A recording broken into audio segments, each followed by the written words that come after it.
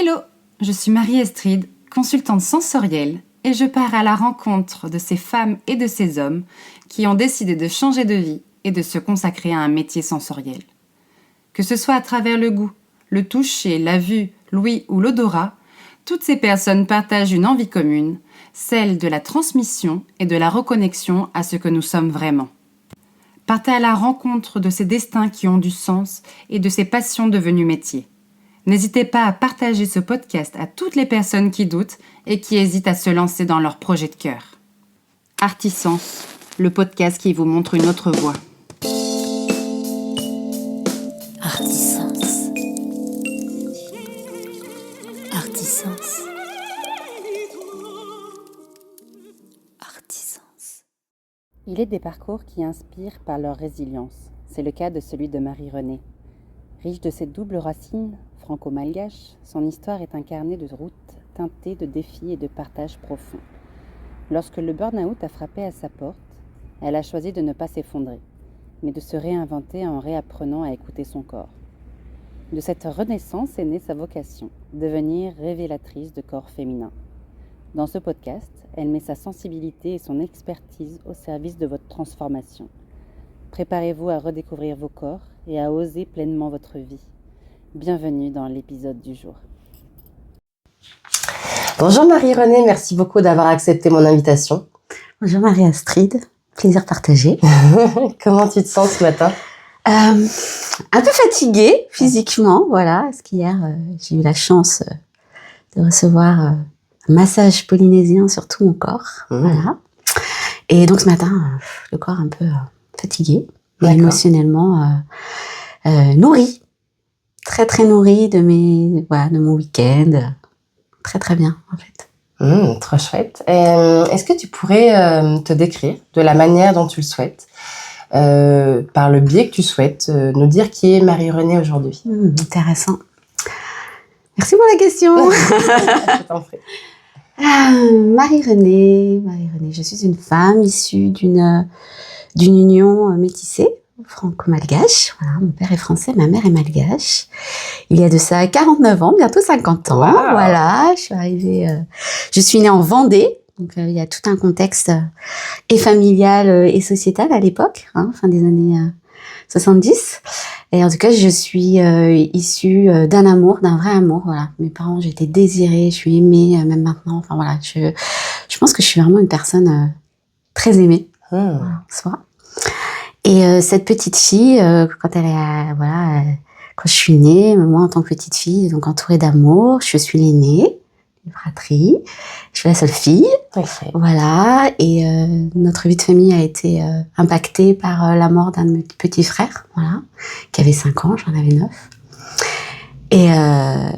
Et cet événement, en fait, pour moi, a été vraiment marquant parce que mon cerveau, en fait, s'est mis en reset, en blackout, voilà. Donc il y a toute cette période-là, cet événement familial dramatique, en fait, je l'ai pas vécu. J'ai juste 2 images, voilà, très fort. Le crissement des pneus, l'accident de mon petit frère, et je vois mon père avec un cousin qui monte nous annoncer le décès de mon petit frère. Voilà, c'est tout ce que j'ai retenu de cette période. Épisode. Ouais, vraiment. Et après, avec le temps, voilà, à mes 35 ans, je suis allée voir une psy qui m'a expliqué que mon cerveau s'est mis en protection, en fait. La petite fille que j'étais. Et donc, je suis née avec ça. J'ai vécu avec ça. Et je pense que ça a conditionné énormément mon parcours de vie en disant que la vie peut s'arrêter n'importe quand. D'accord. Et pour moi, je pense que je sais pas si je pense qu'inconsciemment, je me suis construite avec cette idée-là. L'idée que j'ai déconstruite bien après, en fait. Et que, je pense que j'ai incarné cette joie de vie. En fait, tu vois, le truc de, faut croquer la vie. Tu vois, maintenant, si je suis Marie croqueuse de vie sur mes réseaux, il y a ce côté-là de, mais croque la vie, parce qu'en fait, on a tous un chrono, on sait pas quand, en fait. La roue, elle s'arrête, tu sais pas quand. On sait pas. Ouais. Voilà. Donc, il y a ce truc-là de dire, vis pleinement, vis à fond, en fait, voilà ce que tu peux. Et en même temps, ça m'a desservi dans le sens où je pense que, j'ai aussi pu renier certaines émotions. En disant que, c'est quoi la douleur la plus forte? C'est de mourir. Tu vois? Et donc là, je pense qu'il y a ce côté-là, je me suis un peu anesthésiée. En fait, rien n'est grave. J'ai beaucoup de ça. Même mes enfants, que c'est pas grave. mais en fait, ils ont le droit de vivre. T'as le droit de vivre. Oui, c'est comme ça, ça va, t'es pas mort. Voilà, tu vois, c'est ça. l'expression, en fait. Ouais. Et en fait, ça m'a, voilà, j'ai ton curseur, il est là, en fait. Ce qui est le pire, c'est la mort, du coup. Voilà. Oui. Et donc, en fait, je pense que j'ai ça. Moi avec les autres, enfin, surtout mes enfants, avec le recul. Et en fait, j'ai pris conscience de ça à 35 ans. Voilà, quand je me suis séparée du père de mes enfants et tout. Et je me suis dit, waouh, grâce à cette psy juste incroyable, qui m'a fait prendre conscience de tout ça. Et de mes racines et de ce que cet événement, en fait, a déclenché en moi. Et depuis l'âge de 35 ans, en fait, je fais le chemin inverse. D'accord. De dire, t'as le droit d'être en colère. Voilà, notamment mon fils aîné a eu cette période adolescente, beaucoup de colère. Pour moi, c'était incompréhensible, en fait. Voilà. Tu l'as pas vécu, toi, cette crise d'adolescence. Bah non, en fait. Tu t'es pas permise de... voilà, exactement. Fallait pas faire de vagues, en fait. Ce côté rebelle, voilà, souvent qu'on a, bah non. J'ai vécu plutôt à l'âge adulte. À 35 ans. Allez, voilà. Et c'est ça, et c'est, enfin, dans mon parcours, c'est très intéressant d'avoir, même si, cette prise de conscience, c'est fait à cet âge-là, mais quand tu regardes tout le parcours, tu dis, ah ouais, ok. Et donc maintenant, autorise-toi. Ouais, justement. Donc, aujourd'hui, on va revenir après cette question de qui es-tu aujourd'hui. On va dérouler la pelote, sur ton parcours. Donc, une adolescence plutôt calme. Tu t'orientes vers quel parcours professionnel? Alors, adolescence calme, avec casquette de très bonne élève à l'école. Okay. Voilà, donc ouverture de choix, j'avais le choix en fait. Et donc je me suis orientée à la fin du bac vers une prépa HEC. J'ai fait prépa HEC, passé les concours de grandes écoles de commerce. Voilà, j'ai fait le Sup de Cotour à l'époque. Ok, très bien. Ouais. Sup de Cotour, et en fait je me suis orientée vers un parcours dans les ressources humaines. Voilà, je pense que l'humain, ça a toujours été là. Prendre soin. Ouais. Et même si c'est marrant, hein, à la fin de la terminale, en fait, j'avais cette envie d'aller enseigner et de partir à l'étranger. Alors, je sais pas si déjà le retour aux racines, Madagascar m'appelait. Le multiculturel, en fait. Clairement. Okay. Et en fait, maman, oui, mais t'as un bon niveau, les professeurs, tu peux faire mieux, tout de suite, le truc déjà. Mais conditionné à l'époque, hein. Donc, on regarde mon dossier, voilà. J'ai suivi, on va dire, à l'époque, c'était un peu la voie royale, hein. L'école de commerce, carrément. Voilà. Il fallait faire ça pour avoir des gros salaires, des gros postes. Donc, j'ai suivi. Donc, voilà, et à la fin de mon école, j'ai intégré l'entreprise Adecco. Ok. Voilà, comme gestionnaire, comptable, chargé de recrutement, enfin voilà, tous les métiers liés à l'intérim. Et ensuite, j'ai rencontré le père de mes enfants. Donc déménagement géographique. D'accord. Et là, j'avais une fin de CDD chez Adecco, et puis nouvelle région, nouveau territoire, nouvel environnement. Pour découvrir. Donc mon mari, qu'est-ce que tu fais? Et en fait, je me suis retrouvée dans la fonction publique territoriale. Ok. Voilà, en ressources humaines. Et en fait, j'ai passé les concours et tout, et j'ai fait plus de 20 ans de carrière dans les ressources humaines. Voilà, j'ai été DRH. Enfin, j'ai fait pas mal de postes en fait, hein. Donc gestionnaire de paie, de carrière, enfin voilà, tous les postes RH, recrutement et tout, pour sur les 10 dernières années terminer responsable DRH dans la fonction publique territoriale. Wow. Et ceci avec 6 collectivités. Voilà. Ah, quand même. Ouais, 6 collectivités. Pour le coup, c'est un des points forts de la fonction publique, de pouvoir muter. Voilà, comme on veut. Et c'est marrant parce que j'aime à dire, j'ai un parcours, j'ai longé la Loire en fait. Voilà. Okay. J'ai commencé à Angers, j'ai fait Saumur, Bourgueil, à côté de Tours, et je suis revenue à Nantes. Voilà. Donc la Loire. J'ai voyagé tout au long de la Loire. D'accord. Et donc 20 ans. Et alors, qu'est-ce que tu as découvert dans ce métier? Quels sont les plus, les moins? C'est des métiers qu'on connaît peu, sauf quand on est en entreprise, mais quand on n'est pas DRH ou RH. Qu'est-ce qui te nourrissait au quotidien? Qu'est-ce que tu avais envie d'y mettre de toi dans cette fonction? Alors, dans ressources humaines, il y a humain. Voilà. Moi, le mot ressources, ça a très vite été compliqué pour moi parce que, pour le coup, je privilégiais plutôt la relation humaine. Moi, c'était vraiment d'être humain à humain. Et au final, j'ai fait des grosses collectivités, des petites collectivités, et je me suis beaucoup plus épanouie dans les petites collectivités parce que, en fait, je connaissais vraiment les gens par leur prénom, leur identité, qui ils étaient. Alors que dans les grosses collectivités, moi, je connaissais les agents par leur matricule, quoi. Ouais, c'est ça, les numéros. Avec le recul, tu te dis, mais comment on peut gérer, déjà, avec le mot gérer, la gestion, c'est terrible quand on parle d'humain. Mais c'est une réalité, hein. Pas de rien dans les grandes collectivités. Et puis dans les grandes entreprises aussi. Voilà. Et en fait, pour moi, c'était juste pas possible. Donc, j'avais besoin de ce contact, de connaître les gens, de pouvoir les aider à évoluer, à mener leur carrière. En fait, c'est ça aussi, une des opportunités dans la fonction publique. Normalement, c'est aussi l'évolution professionnelle. Voilà, les aider à passer les concours, aller vers ce vers quoi ça les motive. Donc ça, je me suis beaucoup plus éclatée dans les petites collectivités que dans les grandes, quoi. Et après, le métier a énormément évolué, en fait, aussi en 20 ans. D'accord. Voilà. En 20 ans, on nous a demandé de faire plus avec moins, notamment quand on parle d'hommes. Pour moi, en fait, c'est pas possible. Il y a quelque chose qui est dissonant. On n'est pas des robots, donc à un moment, on sait plus faire, quoi. Et pour moi, c'est là où je me suis rendu compte que ma posture et ma position a été compliquée parce qu'on arrive sur des postes où on est en contact avec les directions générales et le politique. On est là pour faire appliquer, bien évidemment, les projets politiques, programmes politiques. Sauf qu'à un moment donné, la place du DRH, moi, je trouve que c'est la mauvaise place parce que à un moment donné, on te demande quand même de prendre parti. Quand on voit des fois les difficultés peuvent avoir les chefs d'équipe, à trouver des talents et tout. Et puis l'autre côté, on va dire l'injonction politique, il faut faire ça dans les délais et tout. Sauf qu'à un moment, moi, je sais pas faire, quoi. Et puis, c'est surtout mettre en difficulté. Bien sûr. Moi, c'est ça. Moi, ce que j'ai pas supporté, je pense que c'est de pressuriser l'humain. Ça a été... Et justement, tu arrives au point de non-retour. Ouais, c'est ça. Parce que tu m'as partagé que tu avais vécu un burn-out. Voilà. Et qu'est-ce qui a déclenché? Ça a été la somme de toutes ces petites choses? Je pense, ouais. Alors, je pense clairement, j'ai pas vu les signaux d'alerte. Voilà. Donc, 6 janvier 2022, 11h, j'ai quitté mon bureau. Je suis pas revenue. C'est des dates comme ça. Déjà, le matin, je me suis levée, je pleurais. Je suis allée au bureau, puis en fait, j'ai appelé ma chef qui était en télétravail. Je dis, je vais partir, en fait. Et je suis pas revenue.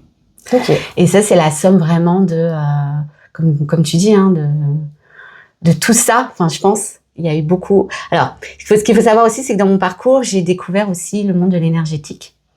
Et quand je suis arrivée à Nantes en 2018, j'ai vraiment mis le pied dedans. Voilà. Et en fait, je vivais des choses dans mes formations énergétiques. Et quand je revenais au bureau, il y avait une dissonance, quoi. Il y a complètement dissonant. Alors là, c'était juste pas possible, au niveau de la congruence dans mon corps. Et je pense qu'en fait, mon corps a fait le choix pour moi. Il a choisi une autre voie. Il a choisi.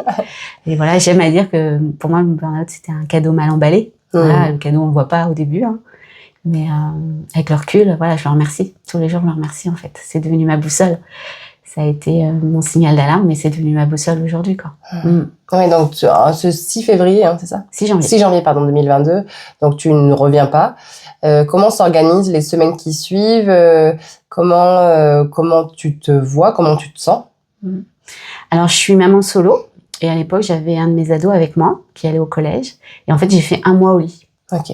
Donc, il a fallu mettre des mots, pas évident, face à son fils. Et quand il était au collège, du coup, moi, je pense que je prenais le temps aussi de pleurer. Voilà. Et en fait, je me suis fait aider. Voilà, j'ai été voir un psychologue.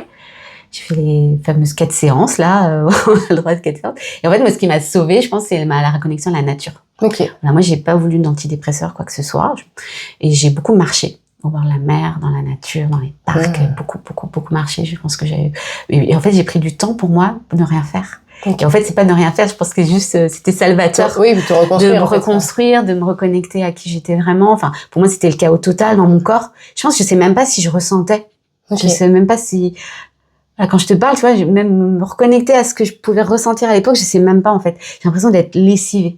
Puis t'étais là, juste, fallait avancer, quoi. En mode mécanique, complètement. Voilà, mon fils rentrait, fallait faire manger, voilà. Je pense que je me levais uniquement, sinon je passais canapé, lit, il y avait pas, voilà. Mais 1 mois, et à un bout d'un mois, je me dis, allez. Mais à un moment donné, il faut aussi, donc, 1 mois où vraiment ça a été canapé, lit, voilà. Et après, je me suis autorisée, donc j'ai été voir une psy, je me suis autorisée à marcher, à sortir, voilà. C'est intéressant ce mot, je me suis autorisée, je trouve. Parce que enfin, tu t'autorisais à être Marie-Renée, la petite fille de 9 ans, d'avant 9 ans. Ouais, peut-être aussi. Tu vois? Et donc là, t'as quel âge? Donc, j'ai 50 ans cette année. Donc, à cette époque, t'as un peu plus de 45 ans. Et là, tu te dis, nouveau départ. Nouveau départ. De quoi j'ai envie? Ouais, c'est ça. Donc j'ai eu la chance aussi d'avoir pu faire un bilan de compétences et avoir été aussi accompagnée par une super nana, enfin les rencontres de la vie. Vraiment, ouais, ça a été ça, et la psy et cette coach là, Jennifer, qui m'a aidée. Le bilan de compétences pour moi a fait du bien, justement, d'aller chercher de quoi j'ai envie en fait aujourd'hui. Voilà. C'est le moment. Est-ce que tu vas prendre un virage 180? Est-ce que tu vas revenir en entreprise? Voilà, parce que il y avait aussi cette possibilité là. Hein, fallait pas tout balayer d'un coup. Et en fait, alors ce qu'il faut savoir aussi, que c'est que dans mon parcours de vie, beaucoup de parenthèses. Hein. Non, j'adore. Et en fait, donc burn-out en janvier 2022. Et en août 2021, pour la première fois dans ma vie, j'ai entendu le mot Koya. Ok. Q-O-Y-A. J'étais à une retraite, cercle de femmes, avec une collègue qui m'avait proposé ça, juste avant la rentrée. Voilà, est-ce que ça te dirait? Je dis ouais, on y va. Et pour la première fois, j'entends parler de ce mot-là, Koya, par une femme qui m'explique en quoi consiste le Koya. Et de retour chez moi, Internet, je prends mon ordinateur, je regarde, et en fait, ça a été comme moi j'appelle ça un appel d'âme. Ok. C'est pour le coup, mon corps, voilà, avant même d'être en arrêt, il a été en mode Koya, ça résonne, ça vibre, il y a un truc, vas-y, voilà. Et donc je suis allée sur Internet, j'ai regardé en quoi ça consistait, et pour moi c'était comme une évidence. Alors j'aime bien le dire en 2 mots parce que la danse, du coup le Koya c'est une pratique de mouvement en fait qui part du principe que par le mouvement on se souvient de notre essence qui est sage, sauvage et libre. Ah, waouh. Voilà. D'accord. Donc, c'était un outil pour toi, en fait, au départ, de te reconnecter, pour savoir. Exactement. Donc, je me suis lancée dans le process de formation pour devenir prof de Koya. Et ça, avant janvier? Avant janvier. Ok. Donc, c'était août 2021. Ouais, il y avait quand même une ouverture. Ouais. Voilà. J'ai fait le premier module, en fait, il se fait en ligne. Voilà. Donc, j'ai fait ça. Et après, la deuxième étape, que j'ai fait en juin 2022. Et ma certification en mai 2023. Ah, c'est beau. Donc, et puis, t'as un processus. Voilà. Bah oui, parce que vraiment, faut s'y intégrer. Il y a plusieurs étapes. Et puis en plus, c'est une pratique internationale. Voilà, ça a été créé par une américaine, Rochelle Chiek, et porté par Claire Garin, qui est la voix française du Koya. Enfin, française, francophonie, parce que le Koya, maintenant, émane et rayonne, en tout cas en Belgique et en Suisse aussi. Donc voilà, on est à peine une centaine de professeurs certifiés, mais en tout cas, la communauté grandit, c'est une super communauté. Mais une communauté internationale, voilà, aussi. On peut faire du Koya à travers le monde. Oui, ou en ligne. Est-ce que voilà. Et aussi en ligne, aujourd'hui. Donc voilà, donc j'avais découvert le Koya, et en fait, au moment du bilan de compétences, plusieurs choses ont été mises en évidence, notamment l'envie de transmettre. Voilà, l'envie de transmettre. Moi, j'avais été certifiée dans plusieurs pratiques énergétiques. Voilà, j'ai rencontré le Reiki, le magnétisme, enfin voilà, différentes. Donc j'aime à dire aux gens que j'avais en fait une boîte à outils avec plusieurs techniques. Et donc le 6 juin 2022, j'ai lancé mon auto-entreprise en fait. Ok. Voilà. Et donc que ça, il n'y avait pas d'autres jobs, d'autres perspectives de travailler dans le salariat entre guillemets. Alors du coup, ce qui vraiment ressortait, c'était et donc de façon très clin d'œil de la vie, le professorat. Enfin, en tout cas, voilà, l'enseignement. Ouais. Et c'était revenir à un de mes premiers choix juste après le bac, en fait. Le fameux, si t'avais pas été guidée par tes parents, voilà, je serais, voilà. Donc c'est fou. L'école de commerce, ouais. Et voilà. Et donc je me suis lancée, j'ai candidaté, en fait, à l'Académie de Nantes. Ok. Voilà. Du fait de mon statut de fonctionnaire, je pouvais. Et donc, j'ai été recrutée dans un lycée professionnel à Nantes. Ok. J'ai adoré cette expérience. Donc, professeur de français? Alors, pas du tout. J'étais dans un lycée professionnel, donc ça a été donc la filière Agora, ça a été tout ce qui est métier administratif, communication, ressources humaines. J'ai fait aussi l'éco-gestion, l'éco-droit, enfin voilà. Ok. Parce que donc je revenais aussi à ma formation de base. Voilà. Donc, et ça, j'ai adoré en fait. Et donc, c'est quasiment 3 ans. Transmettre, voilà. Parce qu'un jour, tu t'es dit. Voilà. Et c'est parce que je précise les dates parce qu'en fait, le chiffre 6 jalonne mon parcours. 6 septembre 2024, je prends la décision. Et pareil, un appel d'âme. C'était la fin de la première semaine de rentrée scolaire. J'arrive chez moi et je dis non mais je ferai pas encore une année en fait. Parce que au-delà de l'amour d'enseigner et tout, il y a aussi cette institution qui est très présente. En fait, j'ai quitté une institution, fonction publique territoriale, pour dans une autre institution qui est l'éducation nationale. Pour moi, ça a été très lourd, en fait. Okay. Et puis, de passer son temps dans les classes, enfin, voilà, il y avait quelque chose qui n'était pas OK du tout. Et donc, coupé de la nature? Ouais. C'est ça, en fait? Ouais. Ok. Ouais, il y avait ça qui était, voilà. Et je suis rentrée chez moi et pareil. c'est fou ça. C'est comme quand j'ai vu le mot Koya, moi, ça part de mon plexus, enfin, ou de mes tripes, j'en sais rien. Je suis rentrée chez moi et tout mon corps a dit non. Et là, il est temps, tu vas aller à Madagascar. Waouh. Voilà. Sachant que j'étais allée en décembre 2022. D'accord. La fin de mon année de burn-out, j'ai passé le mois de décembre, je suis partie à Madagascar avec mes parents. Je suis allée sans mes enfants. Et quand je suis partie, je suis revenue en France. En partant, de toute façon, c'était tu reviendras. Tu reviendras. Et cet appel s'est remanifesté ce fameux 6 septembre 2024. Et donc, te voilà partie le 6 février 2025. Et, voilà, et donc là, tu mets tout en place, tu quittes tout. Je quitte tout. Je suis partie avec 2 valises, un sac à dos. C'est tout. Voilà. J'ai tout vendu, tout quitté. Mon fils aîné était lancé dans sa vie pro. Voilà. Enfin, il terminait sa vie étudiante plus vie pro. Mon deuxième fils est allé vivre chez papa. Voilà.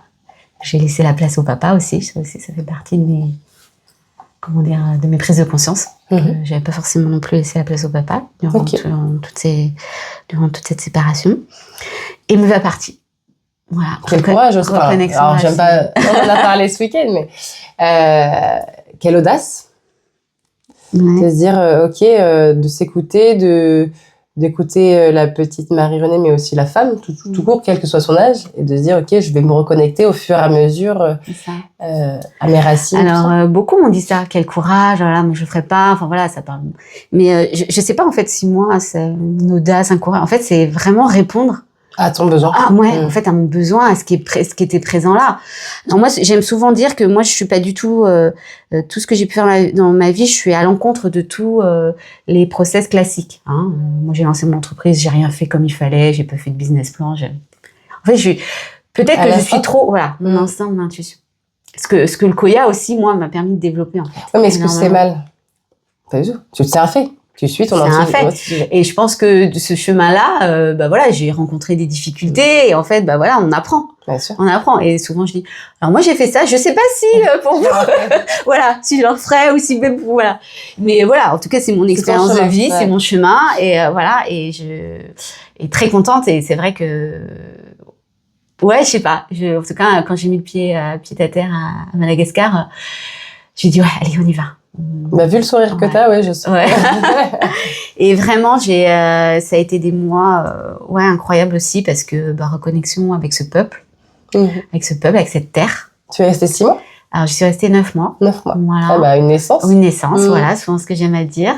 Et puis, je suis revenue un peu contrainte et forcée, mais là aussi, l'instinct a parlé au regard de la situation politique qui se passait là-bas.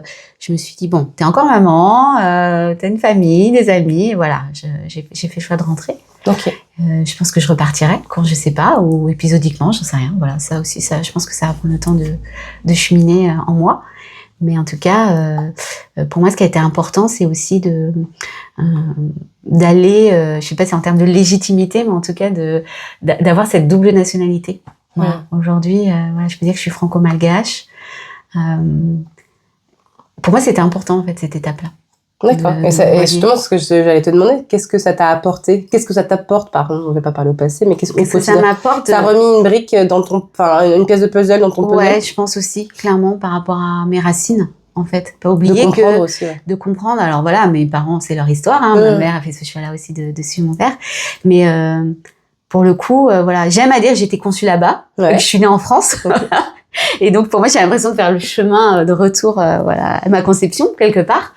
Et c'est de me dire aussi, ben oui, j'ai quand même partie de moi, toute ma famille qui est là-bas, en fait. Et je pense beaucoup après, mes parents, une fois partis, qui va garder le lien, en fait. Il y a ça. Ah oui, ouais, ok. Pour moi, c'est important aussi C'est de renouer aussi ces liens-là? Ouais, de renouer, et puis de pas, enfin, j'ai l'impression que si on garde pas le lien, il y a toute une partie de moi qui va s'éteindre. En fait. Ok. Il y a ça qui est là. Et peut-être c'est cette peur-là aussi, qu'une partie de toi s'éteigne juste comme elle s'est éteinte ou étouffée ou elle se fait discrète pendant plein d'étapes de vie. Tu vois, et là, j'ai vraiment envie de lui donner la place qui est la sienne aussi dans ma vie, quoi. Bah justement, qu'est-ce que fait aujourd'hui Marie-Renée? Qui est Marie-Renée dans son quotidien? Alors, Marie-Renée aujourd'hui, c'est une femme qui s'est reconnectée avec son corps. Ok. Vraiment. et qui vit à travers son corps, comme je te parlais de boussole, et qui est accompagnée par la philosophie du Koya, beaucoup. Donc, où l'intuition a une grande part. Voilà. Et en fait, aujourd'hui, ma place, c'est d'accompagner les femmes, justement, à se reconnecter à ce corps physique. Voilà. Alors, bien évidemment, je pourrais te parler des corps subtils. Oui, et dans mes accompagnements, je ne fais pas l'un sans l'autre, hein, bien évidemment. Mais voilà, aujourd'hui, je trouve vraiment, j'ai envie de révéler les femmes à ce qu'elles sont au départ dans ce corps-là qui est trop souvent, je pense, oublié, ou en tout cas mal compris, et puis sur lequel on revêt beaucoup de costumes, beaucoup de capes. Voilà. Et puis il y a un énorme poids sociétal, familial. Exactement, l'injonction sociétale et tout. Et ce que je dis souvent, voilà, avant d'être et une mère, et une épouse, une amie, une professionnelle, une amante, peu importe, qui on est. Enfin, revenir justement peut-être à la petite fille, tu vois, qui j'étais. Mais chacun, est-ce qu'aujourd'hui, tu vois, si je te pose la question, Marie-Astrid, la petite Marie-Astrid avait des rêves, est-ce qu'aujourd'hui tu as réalisé des rêves? Pas tous. Voilà, pas tous. Voilà, non mais c'est ça, tu vois. Heureusement, mais après je me dis, allez, c'est les nouveaux challenges qu'on dit. Ouais, voilà, et voilà. Donc en fait, c'est ça aussi. C'est juste, par le mouvement, se rappeler de qui on est, finalement, au fond de soi. Avant d'être madame, voilà, où je suis commerciale. C'est vrai, souvent on dit, qu'est-ce que tu fais dans la vie? On se définit toujours par son métier. Mais c'est pour ça que je t'ai posé la question différemment aussi en voilà, c'est ça. Et, qui tu es avec tes multitudes, en fait, tes multiples et donc, révélatrice de corps, ça me va bien. Okay. Voilà, ça. Et, même si aujourd'hui, je sens que je dois aller explorer. En tout cas, je vais choisir d'explorer la notion dans le corps, toute la notion de la sensualité, la sexualité, au niveau du bassin. Enfin, voilà, il y a quelque chose qui est de plus en plus prégnant chez moi, donc voilà. Oui, et puis qui est longtemps bafoué dans notre culture aussi. Alors après, est-ce qu'il n'y a pas un petit clin d'œil aussi à la profession de ton papa, à la première profession de ton papa? Est-ce qu'on le spécifie?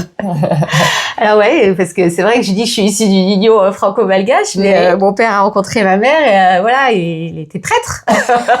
Voilà. C'est pas bien. Donc, non, mais peut-être que ça vient de là aussi. Là. Enfin, tu vois, il y a peut-être une petite pièce, une petite graine qui a été aussi de dire, dans les préceptes religieux, quels qu'ils soient, encore une fois, souvent la femme est contrainte de ne pas aller explorer cette part-là. Je vais aller là, mais dans toute religion. Oui, tout à fait. Et du coup, c'est un pied de nez, tu vois, un peu comme moi qui crée le podcast alors que j'ai eu un problème auditif. Tu vois, ça peut être aussi un pied de nez à ça, de ce poids, je peux le dire comme ça, ou alors de cette information qu'on reçoit à travers la religion, que tu vois, sensualité, sexualité féminine, c'est compliqué en France. Enfin, tu vois, je pars de ma fenêtre, mais en France, dans les médias, on en parle de plus en plus, heureusement, mais sous couvert de maladies, bien souvent, ou de drames. Malheureusement. Ouais, ça passe par là, quoi. Bah ouais. Et du coup, non, c'est bien d'aller une phase exploratoire aussi de formation, parce qu'en fait, c'est ton propre cheminement aussi. Exactement. Ouais, qui fait que aujourd'hui, c'est ça, donner cette place à la femme, mais sous ses différentes facettes, en fait. Voilà. Parce que c'est vrai que quand on dit sage, sauvage et libre, et c'est ça, on est toutes ces facettes à la fois. Et c'est vrai, souvent on dit, tu sais, une femme qui va se mettre à crier passionnée en disant elle est folle et tout, mais alors qu'un homme on va pas dire. Bah oui, tout à fait. Et souvent il est un peu énervé. Ouais, hein, et alors que non, c'est juste t'es passionné, on a le droit d'être passionné, on a le droit de rire fort à gorge déployée. Voilà, c'est ça. Et je pense qu'aujourd'hui, justement, les femmes ne s'autorisent pas à être qui elles sont. Ça commence un peu à frémir. Ouais, ça frémit, heureusement, et de plus en plus en fait. Et puis c'est intéressant, c'est important les accompagnantes dans ce sens-là qui nous autorisent, parce que parfois on n'arrive pas à s'autoriser soi-même. Donc, et en fait, et là pour moi c'est important ce que tu dis, c'est que souvent on va être dans son coin, on ne sait pas quoi faire. Et comment on va être ça, ouais. Et donc s'autoriser à demander de l'aide aussi, enfin, aller voir justement. Ou regarder aujourd'hui avec Internet et les réseaux, c'est plus simple quand même. Mais voilà, et de se dire qu'on n'est pas seul aussi. Ouais, justement. Je trouve que c'est ça intéressant. Justement, tu me tends la perche. Quand tu as fait ces changements de vie, pro ou perso, tu t'es sentie entourée, accompagnée? Ouais. Tu as trouvé des ressources? Alors moi, j'ai la chance d'avoir un cercle amical, alors peu nombreux mais très précieux. Voilà, pour le coup, un cercle familial très présent aussi, aimant, et la communauté Koya aussi a été très soutenante. Voilà, donc ça c'est. Des fois, je me dis, c'est pas pas la peine forcément d'être entouré de nombreuses personnes, mais d'être entouré par les bonnes personnes. C'est sûr. Et voilà, et elles ont été là durant mon séjour à Madagascar. Et d'ailleurs, c'est très rigolo parce que quand je suis revenue, on a l'impression de pas s'être quitté en fait. Et voilà.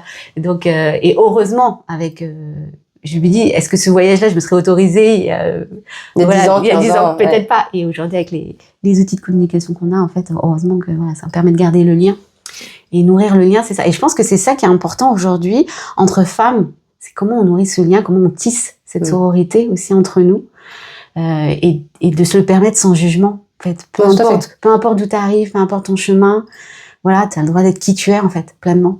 Et j'aime ça, c'est cette petite note, enfin c'est pas petite note, cette note de musique unique qu'on est chacune en fait. Et comment on fait vibrer cette note de musique et tous ensemble comment on crée peut-être, je sais pas, une symphonie. Et d'ailleurs, on est tellement puissante, enfin dès lors on tisse entre nous, enfin tu vois, on a cette capacité en tant que femme. Après, les hommes font autre chose. Hein, je mets pas en opposition, mais on a cette capacité à tisser entre nous des liens, à se supporter dans le bon sens du terme, le sens premier, à s'encourager, c'est ça. Et facilement et naturellement. En fait. C'est ça qui est hyper chouette dans notre genre.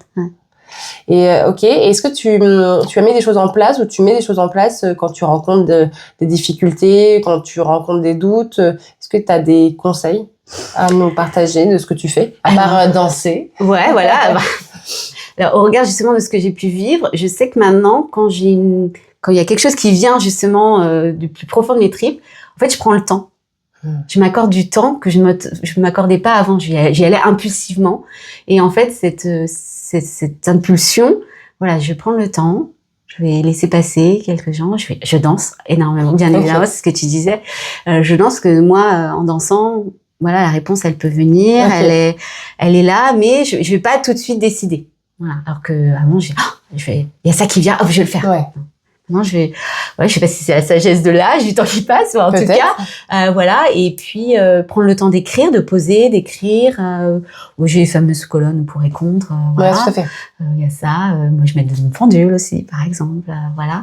Mais vraiment, et puis tout ça part va être du juste. ventre. Ouais, vraiment, c'est là. Et ça va être juste, par exemple, je vais me poser, je vais m'asseoir tailleur et je vais laisser venir. Voilà. Et il faut que ça vibre dans le cœur. Et moi, ce que j'ai appris, c'est que si c'est un oui mais, c'est un non, en fait. Ouais. Faut vraiment que ça vibre. Il y a un doute, il y a pas de doute. Voilà. La fameuse tiédeur, voilà. On n'est plus dans la tiédeur. C'est soit oui, soit non. Je sais pas si c'est très binaire, mais en tout cas, c'est ça. Et les choix du cœur sont les bons choix, en fait. Ah ouais.